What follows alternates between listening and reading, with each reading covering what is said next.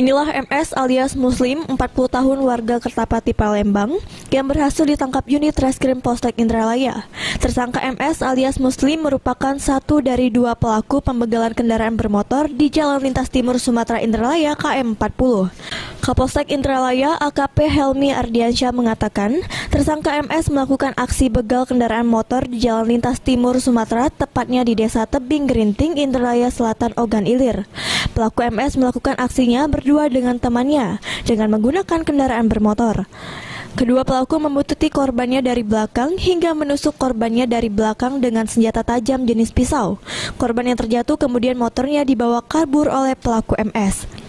Namun, saat akan melarikan motor milik korban, pelaku MS berhasil ditangkap petugas unit Reskrim Polsek Indralaya. Dari tangan pelaku MS ini, petugas mengamankan satu bilah senjata tajam jenis pisau yang digunakan untuk melukai korbannya, dan satu unit motor hasil dari aksi pelaku MS. Sementara teman pelaku berhasil melarikan diri saat pelaku mengambil motor korban. Dan teman pelaku sudah diketahui identitasnya oleh petugas. Guna mempertanggungjawabkan perbuatannya, tersangka MS harus meringkuk di tahanan Polsek Indralaya. Tersangka dijerat dengan pasal 365 KUHP dengan ancaman hukuman di atas 5 tahun penjara. Unit Opsional Polsek Indralaya berhasil mengungkap kasus 365 begal di TKP di Tanjung Lubuk.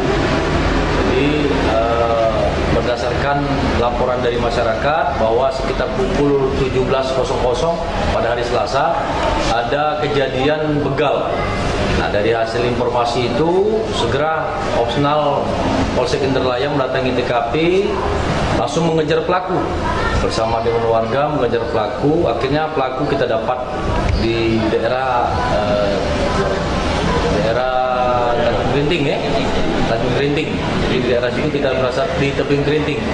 Di daerah itu berhasil kita amankan, yaitu barang bukti satu buah sajam, berikut juga motor.